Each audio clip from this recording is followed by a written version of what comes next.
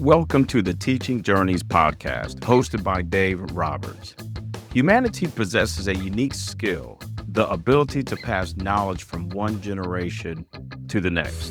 This podcast embraces that ability, offering learning opportunities through conversations with extraordinary guests. Dave aims to leave a positive mark on individuals around the world. So before you dive into today's episode, please share this podcast with your network, including friends, family, and colleagues. And please consider leaving a rating or review. Your support makes all the difference.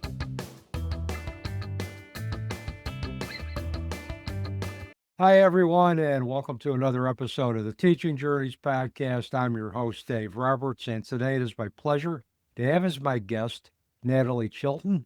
Nattolie is a three-time author, speaker, truth coach, and trauma-informed NLP Solution Focused counselor whose message is clear. Where secrets end, healing begins.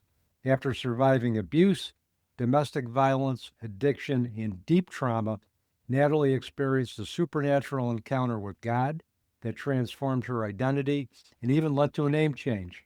Nearly 15 years sober, she now lives as proof that restoration is real.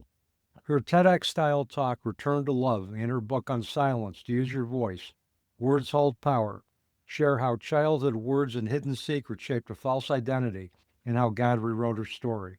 What was broken became beautifully restored. An international Amazon best-selling co-author in the Ripple Effect of Impact collaboration and featured in Resilience Anthology 2, Nattolie also founded Survivors Unite Club, a Facebook community for those ready to step forward to recover wholeness over serious life challenges. She hosts Cup of Courage every Wednesday at 3 p.m. Mountain Standard Time on Zoom, creating space for truth and bold healing in the community. Nattolie believes in miracles and reminds others that they are not beyond one. Nattolie, welcome to the Teaching Journeys podcast. It's a pleasure having you on the program today. Wow. Hearing all that, it's surreal. Thank you. Great to be with you. It's great to be with you too. And we got to give a shout out to Nina Maglick. Nina is a mutual Facebook friend and friend of ours. I've been on her podcast, the Healing Millions podcast. She's been on my podcast. She wanted to introduce me to you, said you'd have a great story and it would be really valuable to my listeners. We had a great pre-chat conversation, and here we are today.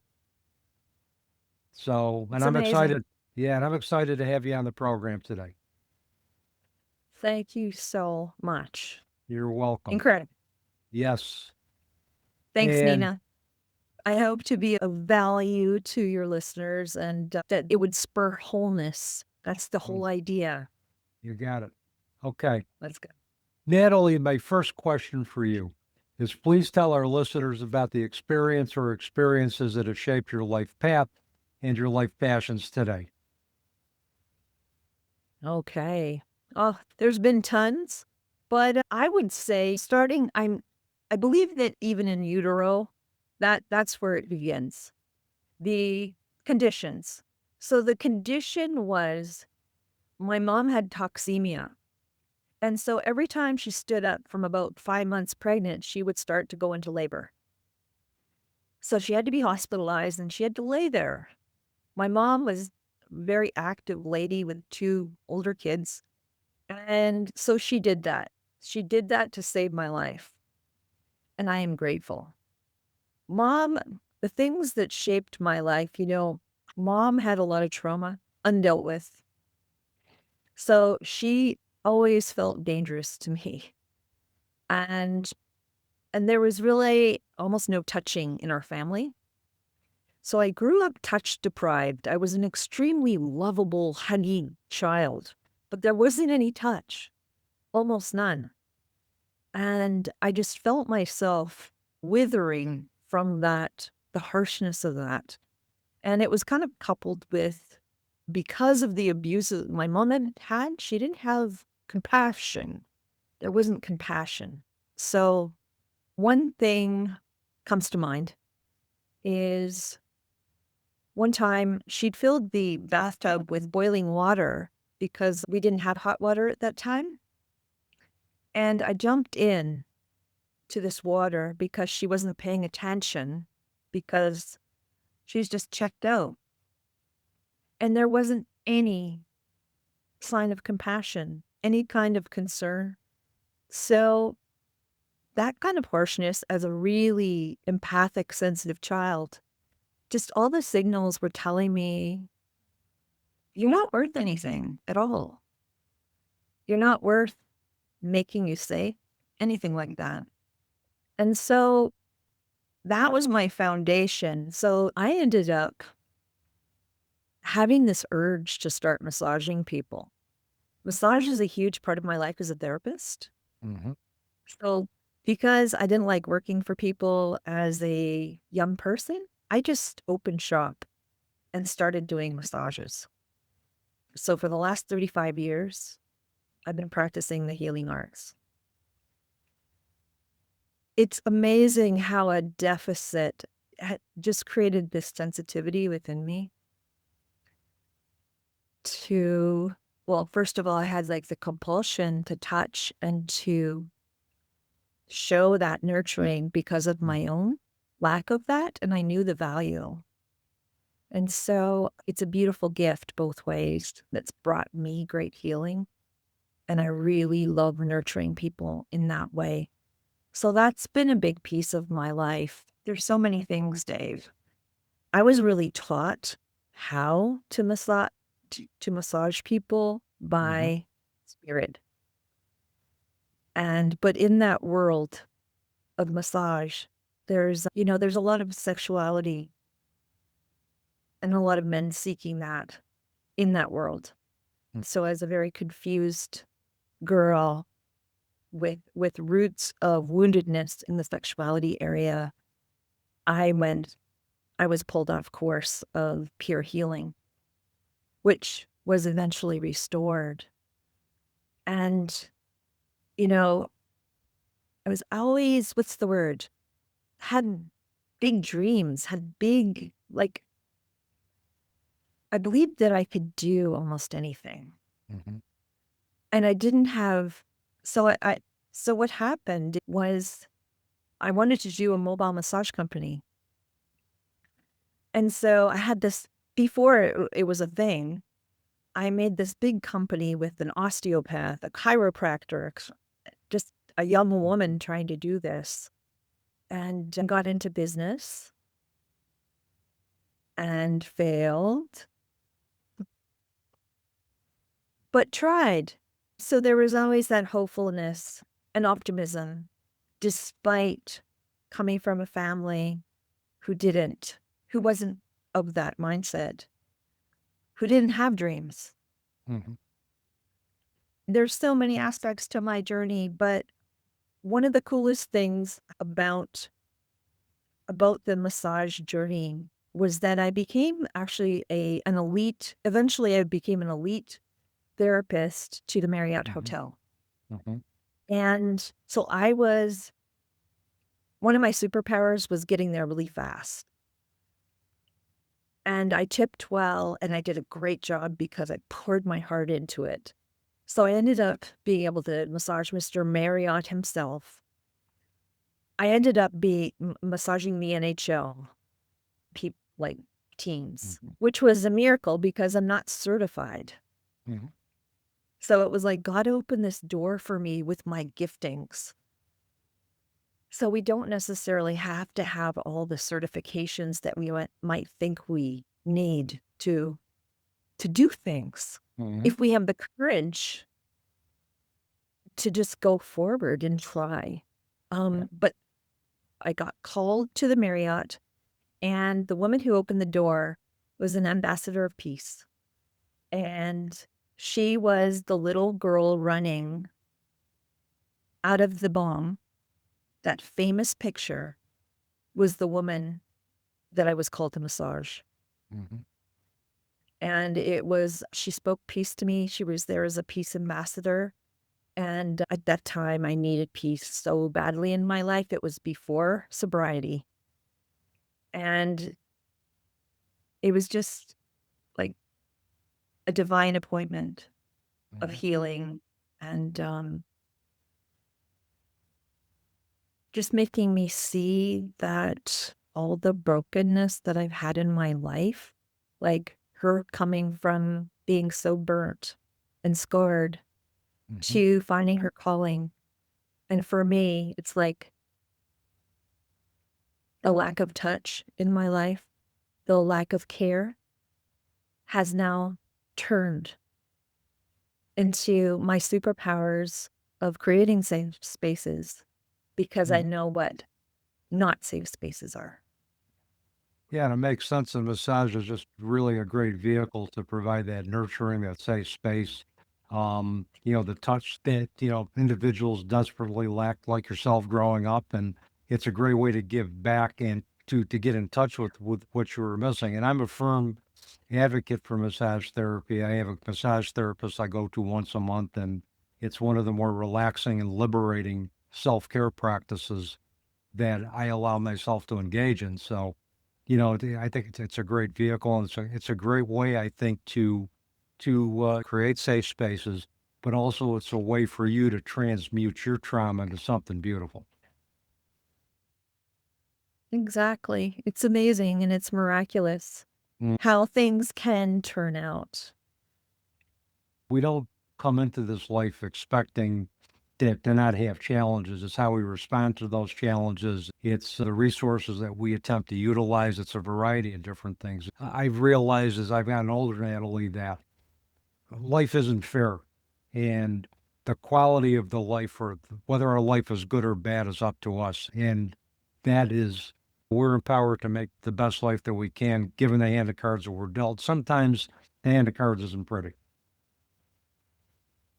So, But the more challenging and when we can overcome the things, the fulfillment on the at the top of the hill yeah, and the absolutely. vista is that much more meaningful. Yep, exactly. Um, Yeah. Growth never occurs out of just smooth sailing. Growth usually occurs out of negotiating the bumps in the road that are inevitably going to come up. So I know we mentioned in the beginning of the show about your book Unsilenced. Tell us about your book. Tell us about what you want readers to take away from it. Anything you want to get into with that, Natalie? The point that I'm just camped on and will forever be camped on is that where secrets end, healing begins. And for me, listening to people, I needed, like in my book, because I was raised under a narcissist who dominated the airwaves in our home, and it was a one-way loudspeaker. There wasn't space to be heard. And I think that was part of what instilled the worthlessness in me, that I wasn't worth hearing. I wasn't worth having my expression received. And so in my book, one of the big reasons of my book, most of all, was the supernatural experiences that I had with the spirit, with God, who made himself real to me. I've heard audible voice.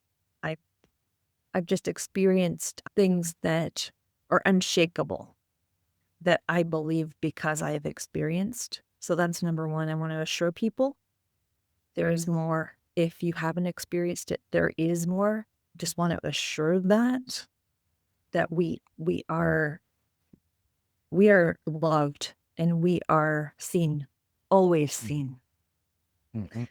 and never alone. I was told that. I'm with you. We are never alone. And whether we feel it or not. Okay, so the journey, I really wanted people to have compassion. Can I swear? Sure. For the fuck up. To Yep. have compassion for the addict, for the F up, for the loser, for the one who's always late, who drinks too much, and just know that there are a reason. there are reasons, just like Justin Bieber, how he was all acting out and seemed out of control, where there was reasons for that, which have revealed themselves. Mhm. And I wanted my story to bring compassion to family members and hope, to give them that hope that people can recover, because I have recovered. Yes. I was that alcoholic, the blackout alcoholic, the one who had multiple, partners, always just a mess. I probably moved 30 times as an adult. My life was chaos. But we can be restored. Yes. A big part of my restoration was coming across human angels who listened to me. I was so phobic of people because of how much I'd been hurt and because of the domestic violence and just all the secret keeping, just the layers of secret keeping and living a double life or triple lives. Mhm. But keeping it all to myself and looking great on the outside, big smile, total chaos inside. But there were people who pursued me. And the two main people were actually both domestic abuse survivors. And they pursued me. They kept calling me. And I didn't want to talk to them. I was so alone in my life and so lonely. But they just kept reaching out, saying hello, how are you doing? And eventually I started talking and they listened. I learned how to talk because I was so shut down. Mhm. Like I was practically nonverbal in my early 30s. But those friends, yeah. So it's been a long, like you wouldn't know it now because, but Mhm. those people, the patience they showed me, and because I was obnoxious, I was rude. I didn't know how to go two ways Mhm. because I never had that training growing up. Yeah. I didn't have two-way conversations, so I didn't really know how to do it. Yeah, it's hard to have two-way conversations with a narcissist who's just, happy to listen to himself talk. So, Yeah, and narcissists aren't capable of empathy. They're not capable of active listening. It's basically all about them. And essentially, I believe that they rob individuals of their voice. And so to me, from what I'm hearing, it isn't surprising that you didn't have one because you never were allowed to have one. So, exactly. And the affirmation I was given was negative. mhm. So it was a projection of her fears that she was putting onto me. She was afraid that I would become this or that, promiscuous. When now that I've kind of unraveled it all, it was like, I think she was promiscuous. Yeah. And she was projecting it onto me. And because I was a child, I couldn't separate that. And so I just I swallowed it and got angry and acted out from all those things, but that wasn't who I was. So, deep understanding of narcissism. I actually learned early 2000 of the vulnerable narcissist. And I'd never heard of a vulnerable narcissist. And that's the one who behaves the martyr. They will stab you and then they will be in tears saying, "Why are you upset? You know, you're blaming me," when you're like bleeding, but they Mhm. can't see it. And it was just so crazy making. But eventually I met a psychotherapist with a similar experience. She wrote, "But Your Mother Loves You." And she's a psychotherapist who wrote my foreword, Kim Honeycutt. Mhm. And that was like soul shifting. for me to realize that's what it was. Yeah, it sounds like a very impactful book. I like the fact that you really emphasize compassion for the addict and compassion for other individuals with any kind of challenge, because addiction is so misunderstood. There's such a stigma attached to it that many in society look at the person as their addiction, when in fact it's the behavior that needs to be addressed, and not at the expense of the self-esteem of the individual who's exhibiting the behavior. And that has made it, as an addictions professional, I know that's been a barrier to many clients I've worked with for asking for help sooner than they could have, because they were just, there was a stigma attached to it. They were worried about how they would be perceived, based on Right. all the myths and the misperceptions about addiction to begin with. So the more that we can Yeah. do to change that perception and stigma, the better off we are. And if your book can at least emphasize that compassion and love is going to be the key to bringing people into relationships, creating safe spaces for them to address their issues, then that's the direction we need to go. Yeah, you're so right. And for me, it was pain that drove my addictions Hmm. and medicating the pain. It wasn't until I could start, saying the things. I needed to say the things and be witnessed. The other really important piece of my book, Dave, is that my brother was sexually abused by pedophiles in the family, and our family kept that a secret. And we all lived in that secret. And so that is why I'm such an advocate. Those things had happened to me, not by those uncles, but simultaneously. And there was no safe mom to tell anything to. So I just kept my secrets. He told, but then the parents just, they didn't want to deal with it. So those uncles went on to pillage and harmed many because my parents weren't willing to legally address it. And yeah, so my brother, yeah. So that's in the book, the outcome with my brother. It's quite predictable, but we are sick as our secrets.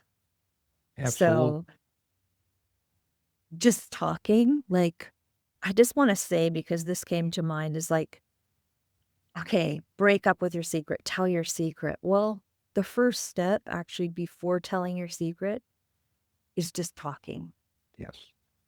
like we're talking, Hmm. right? And eventually, maybe you're going to divulge when you feel ready to. Hmm. But you know all about the interpersonal bridge, building the trust, building the heart connection, the Hmm. compassion, safety, and then people will tell. Yeah. Yeah. And when you talk about, you get it out in the open, whatever fear that secret had a hold of on you tends to dissipate, because once it's out in the open and you get support from an individual who's willing to listen, to bear witness, and to provide compassionate support, that makes that secret less dominating in your life. And the consequences aren't so severe. But there's consequences to keeping secrets. There's personal consequences to that, as well as consequences for the family in general. Yeah. Yeah.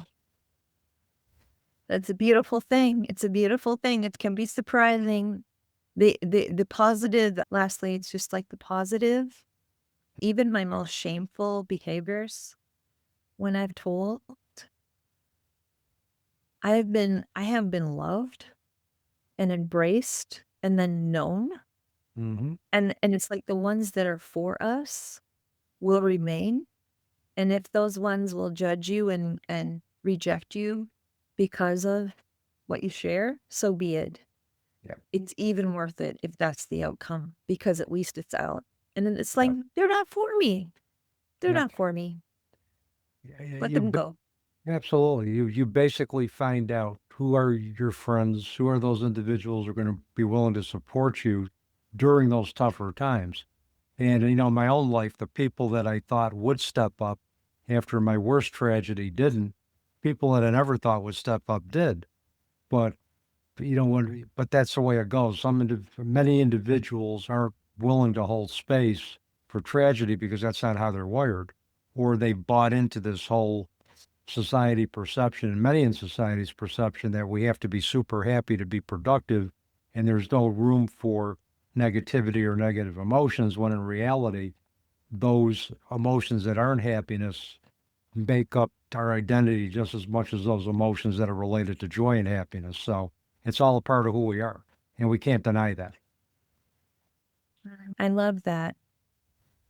And it's like when there's room to embrace it all, embrace all of us, it's like when somebody still accept, like, for instance, I could be very irritable, or even like lately I've been angry. Mm-hmm.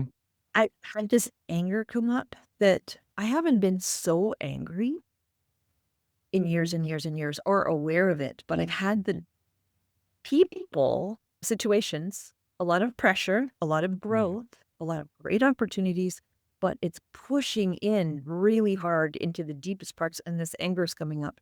And it's like, and then to still have the people that, because it's like, it seems unacceptable, and I'm learning how to accept it. It's like, okay, I don't like this. I don't like that I'm feeling this way, but it's the way it is. So, and then to have it just, okay, it's a moment on the other side, allows it to diffuse, and like a pressure cooker, just detoxifying, Yes. getting it out. I mean, any emotion that we experience, the yin or the yang of emotion, we just embrace it. We let it affect us. We let it wash over us, and then we just detach from it and just go on with our day. Yeah, just let it go. But not before that you let that emotion teach you what it's supposed to teach you. Right? Yep. So I saw the Google description of your book, and it states that you spiritually scream for the weak, oppressed, and hopeless. So now, what does spiritual screaming look like as opposed to just screaming?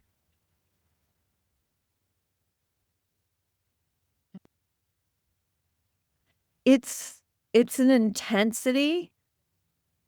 It's an intense focus of concern and vigilance.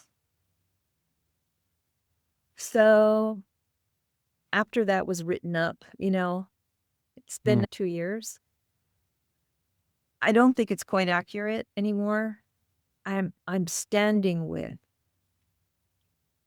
because people can't tolerate screaming. No. And they won't, generally. So I just say it's a fierce, I come from a stance of fierce protectiveness, support, and compassion. Yeah. And that's my scream. Hey, that's a good scream. Because, all of our interactions, I think, need to be heart-centered, compassionate, loving, particularly with individuals who have experienced trauma. They need to feel safe. They need to feel that they're worthy. They need to feel that they have something to offer, and we can't do it, like you're right, by just simply screaming at them. And plus, I think screaming tends to re-traumatize trauma survivors anyway. Oh, yeah. I've always made it a point with individuals who are dealing with trauma, whether it's from addiction or the consequences of addiction, is to create a safe space with some structure and consistency, but also allowing them and encouraging them to have some say into how that structure looks.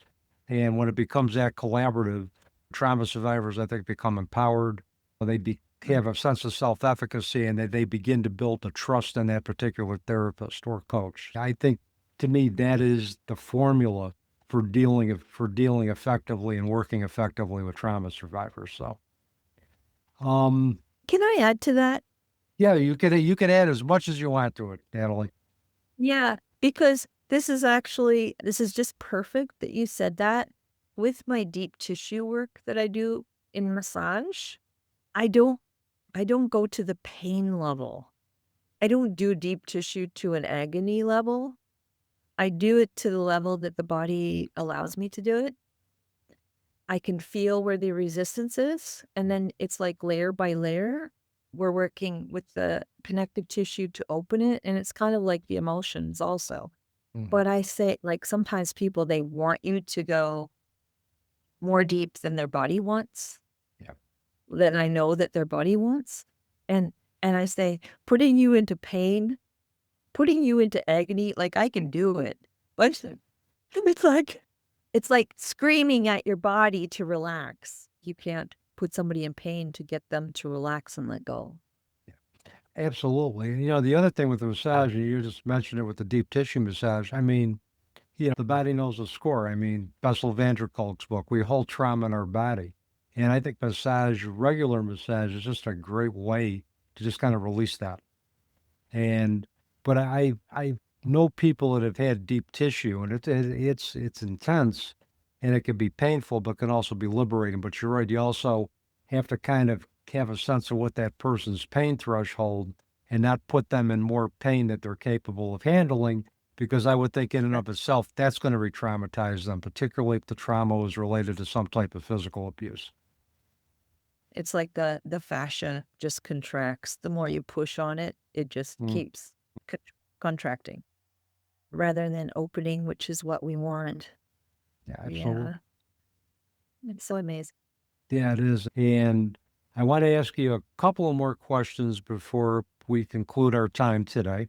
The first is tell our audience about the Survivors Unite Club.